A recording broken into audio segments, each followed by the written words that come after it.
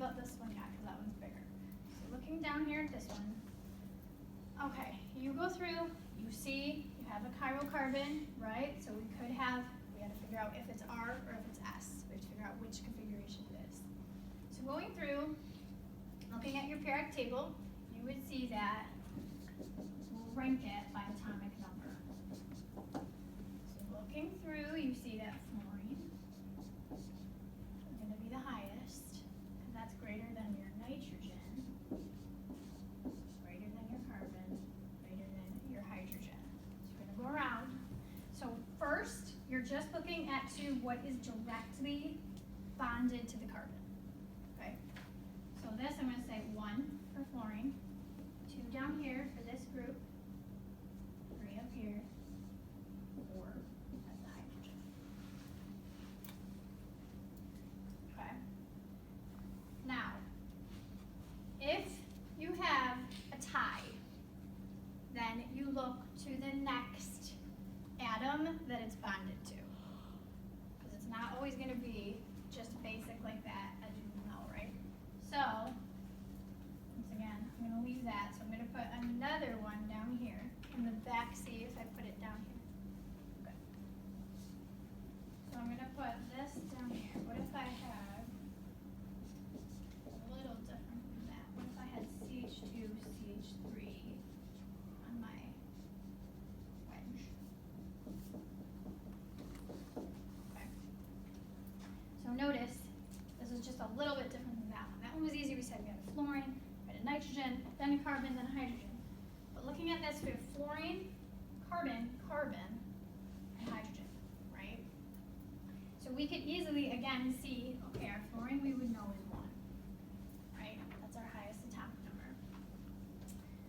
But then looking to the carbon, carbon. So we would say this one is attached to a carbon.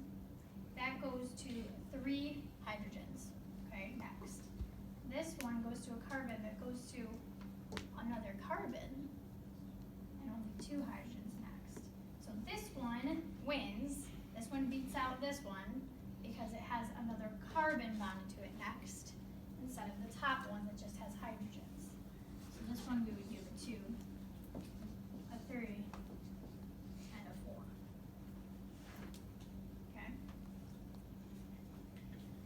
So that would be to break a tie when you're giving priorities. Now, you might also say, as you notice, I should back up. So far, we've only talked about single bonds, right? So we've talked about carbons that are sp3 hybridized when we're looking at these chirality centers. So that's what we're going to be looking at. When you have a carbon-carbon double bond, we're not going to have a chirality center at that normally. We will talk about, of course, the exception case at the end of this chapter. But what if you had carbon-carbon double bonds or triple bonds or carbon-oxygen double bonds as you went down the line? Okay, how do we take care of that?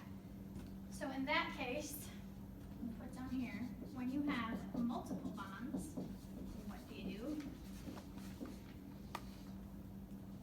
So we'll draw.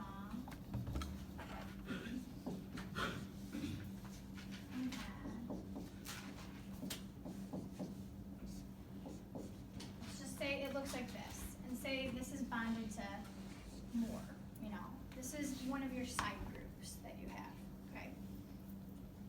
But if you saw that, and it was compared to, okay, you're just to a carbon, and you go to another carbon and a hydrogen, but oh, this is a double bond. So you need to think of this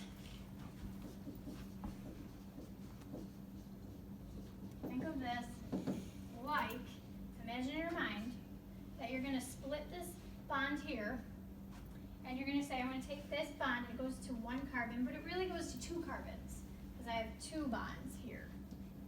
So I'm going to say, well, I go to the 1, and I know I go to a hydrogen, and I know I go to a hydrogen. So this is kind of writing it without the double bond right now, right? And it goes to my chain. Well, that other bond here, think if that had a single bond here and a single bond there, that would go to whatever it was bonded to next again. So since this is a carbon-carbon double bond, that goes to not only 1 carbon, but 2 carbons. You kind of are like splicing up the double bond.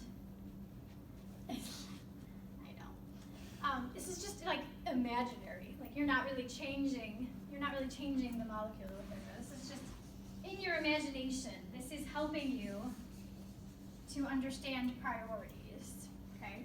If you had a carbon-oxygen double bond, then you would think of it in the same way, except this would be an oxygen down here. Okay? So it's really like you were going to two oxygens. This will help because if that was right here, then you needed, or better example, if this was up here, and you thought, oh, okay, this carbon goes to a carbon and then a carbon, and on the top, this goes to a carbon and a carbon. Which one wins? Well, the double bond is going to win for priority because it really goes to a carbon and a carbon, oh, and another carbon if you think of splitting that double bond. Okay, so when you start seeing double bonds, triple bonds, they usually are going to take priority, but you can split it that way to think of it. Okay? Okay. All right, so we still haven't actually assigned this R and S yet, right? Have we? So at this